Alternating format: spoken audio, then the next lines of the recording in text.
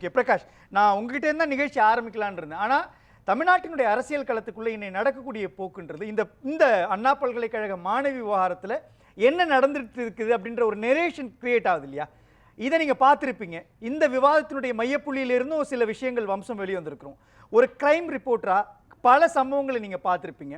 அதற்கும் இப்ப நடக்கக்கூடிய நிகழ்வுக்கும் எந்த புள்ளியில டாட் கனெக்ட் ஆகுது? இது எப்படி போயிட்டு இருக்குது? இது எப்படி புரிஞ்சுக்கிறாங்க? இது வந்து டெல்லியில் நடந்த நிர்பயா சம்பவத்துக்கு சற்றேற குறைவான சம்பவம் இது இல்லை. நிர்பயா மாதிரி தான் நடந்தது. அதாவது நிர்பயா வந்து தன்னுடைய காதலனோட வரா. அப்போ வந்து ஒரு டீம் வந்து ஆயுதங்களோட உள்ள பூந்து அந்த பொண்ணை தாக்குது. இந்த பொண்ணு வந்து கிட்டத்தட்ட 1 hour அவனோட கஸ்டடியில் இருக்கு.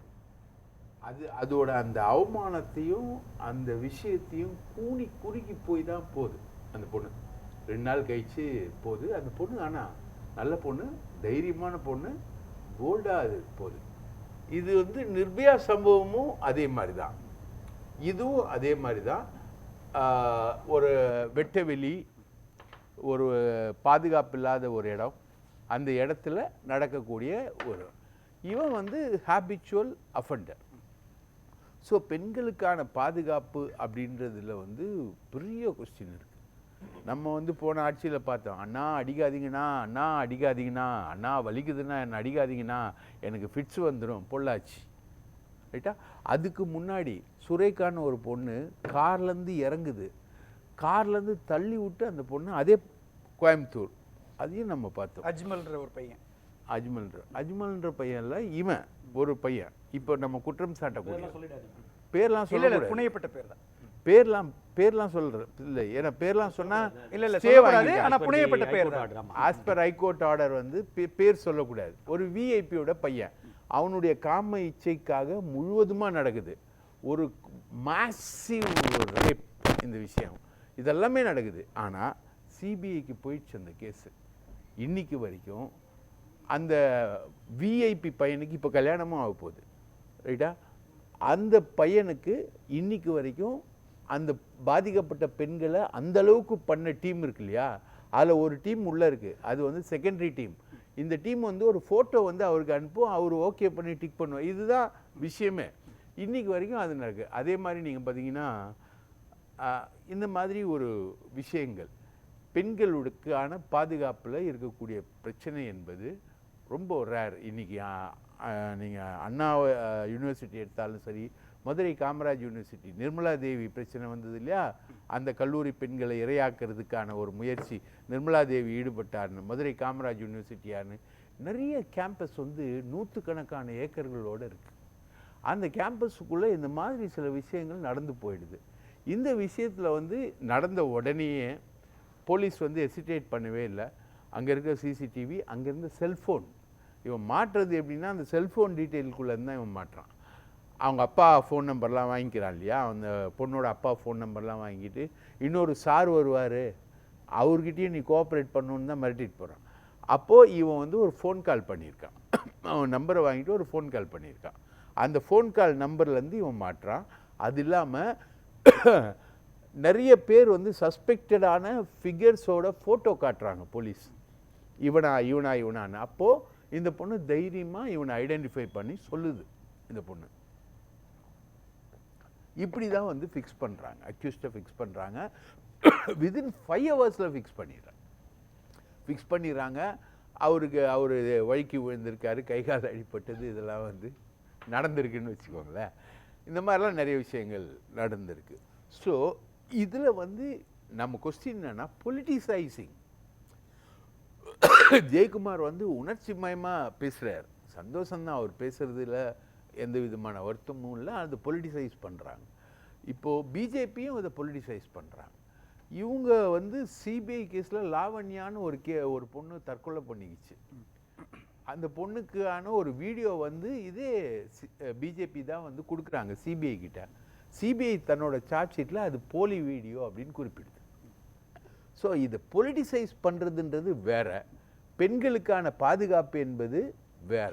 ரெண்டு கேள்வி இங்கே எழுது. காவல்துறைக்கு இது அதில் ஒரு விஷயம். ஒன்று, அரசியல் படுத்தப்படுறதுக்கான புள்ளி எங்கிருந்து தொடங்குது ஒன்று. ரெண்டாவது, இந்த சம்பவம் தெரிந்ததிலிருந்து காவல்துறையுடைய நகர்வுகள் நடவடிக்கைகள் ஒருதலை பட்சமாக இருக்குதா அல்லது குற்றச்சம்பவங்களை இந்த வழக்கினுடைய உண்மையான விஷயங்களை தேடி போகுதா? 2 ஆங்கிள். இது வந்து எலெக்ஷன் இயர் சார், 1.5 வருஷத்துல எலெக்ஷன் வருது.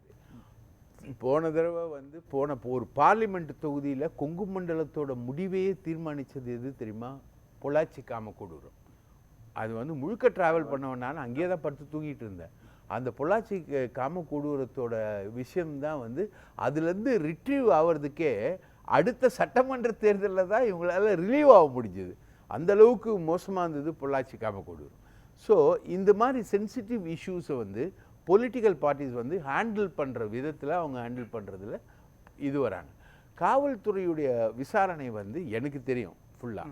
இப்போ நீங்கள் சொல்கிறீங்களே இந்த எஃப்ஐஆர் டீட்டெயில்ஸ் வெளியானது கூட எங்கள் பத்திரிகையாளர்களுக்கு இருக்கக்கூடிய லோக்கல் போலீஸோட ஆக்சஸ் இருக்கு இல்லையா, அது வந்து ரொம்ப அதிகம். இப்போது குற்றம் நடந்தது என்ன அப்படின்றவங்கள அதுக்கு குற்றம் நடந்தது என்ன அப்படின்னு போகும்போது ஒரு ஆக்சஸ் வந்து எல்லா இடத்துலையும் உருவாகும். அந்த ஆக்சஸில் கிடைச்ச எலக்ட்ரானிக் டேட்டா ஷேரிங் தான் இந்த எஃப்ஐஆர். அதை வந்து 2 பத்திரிகையாளர்கள் வெளியிட்டாங்க. அவங்க பேர் சொல்ல விரும்பலை நான். எங்கள் பத்திரிகையாளர்கள் அவங்க செஞ்சது தப்பு. ரோட்டில் ஒரு போதைப் பொருள் கிடந்தா அதை எடுத்து நீ வச்சுக்கிறது குற்றம்னா நீ எடுக்கக்கூடாது. அது இல்லாமல் இன்றைக்கி இருக்கக்கூடிய விஷயங்களில் விசாரிக்கக்கூடிய மெத்தடில் நான் வந்து ஆக்சிடெண்ட்டாக வந்து நான் அந்த இடத்துலையே போயிட்டேன். அந்த காவல்துறை அதிகாரிகளே பார்த்துட்டேன். சவுத்து அடிஷ்னல் கண்ணன் ஆகட்டும், மயிலாப்பூர் இவராக இருக்கட்டும், டிசி ஆகட்டும், அதுக்கப்புறம் எல்லாரையுமே நேற்று நைட்டே நான் பார்த்துட்டேன். அப்போது அவங்க ரொம்ப சந்தோஷமாக சொன்னாங்க, sir we have solved the case sir, we have found the real accused. நேற்று நைட்டே அவங்க வந்து அதுக்கான விஷயங்களோட இல்ல அதுதான் அங்க கேள்வி. அது வந்து இட் இஸ் ஸ்டில் ஒரு சார் வருவாரு நீங்க தான் சொன்னாங்கன்னு அது தெரிஞ்சும் போலீஸ் வந்து அவரை விடுதலை பண்ணுது. அது எப்படி நீங்க ஏத்துக்கிறீங்க? திமுக காரர்னு சொல்லி அவங்க எஃப்ஐஆர். ரெண்டாவது கேள்வி அந்த பையனுக்கு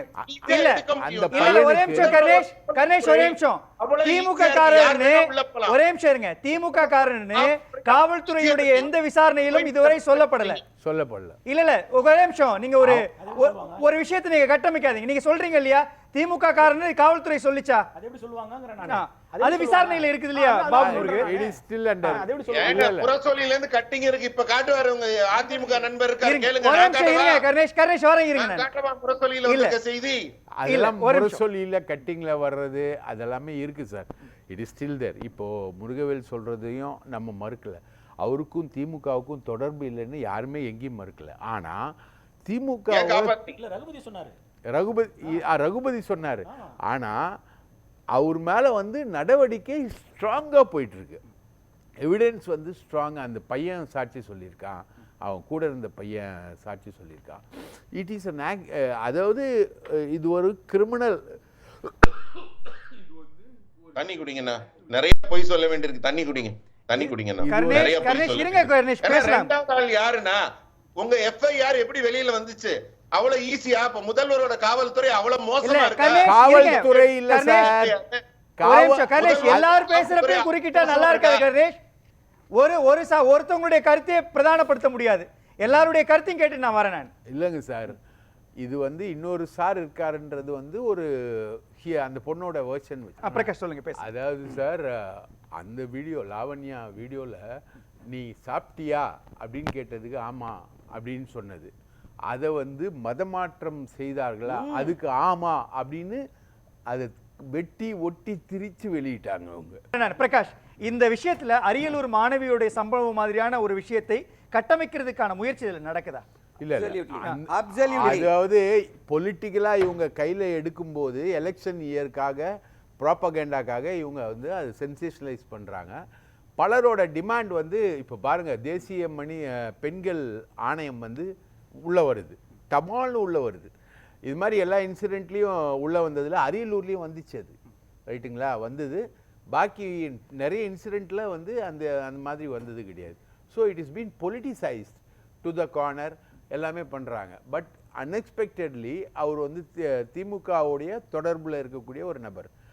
அதை வந்து இவங்க ஆனால் போலீஸ் வந்து they have taken it very seriously. அந்த பொண்ணோட ஐடென்டிஃபை பண்ணி அந்த பொண்ணு தான் ஐடென்டிஃபை பண்ணுது. ஒரு 5 ஃபோட்டோவில் ஒரு பொண்ணு ஐடென்டிஃபை பண்ணுது. நாட் சிசிடிவி ஃபுட்டேஜ்லாம் இல்லை, ஃபுட்டேஜ். இந்த மாதிரி அஃபென்ஸை பண்ணுறவன் யார், இந்த மாதிரிலாம் இவனுக்கு ஆல்ரெடி ஒரு ரெக்கார்டு இருக்குது. ஒரு 10 கேஸ் 11 கேஸ் இந்த பையன் மேலே இருக்குது. அதனால் அது காமிச்சு அது வச்சு பண்ணியிருக்காங்க. They have done their duty very beautifully, perfectly பண்ணியிருக்காங்க. எல்லாத்தையுமே பண்ணியிருக்காங்க. ஆனால் அந்த எஃப்ஐஆர் ரிலீஸ் மட்டும்தான் போலீஸ் சைடில் இருக்கக்கூடிய தப்பு. அது வந்து ஒரு லோக்கல் போலீஸில் ப்ரெஸ்ஸுக்கு இருக்கிற ஆக்சஸில் வெளியில் வந்த விஷயம். அதுதான் கமிஷனர் சொல்கிறாரு, நாங்கள் வந்து கண்டுபிடிப்போம், இன்வெஸ்டிகேட் பண்ணுவோம். பேசலாம்.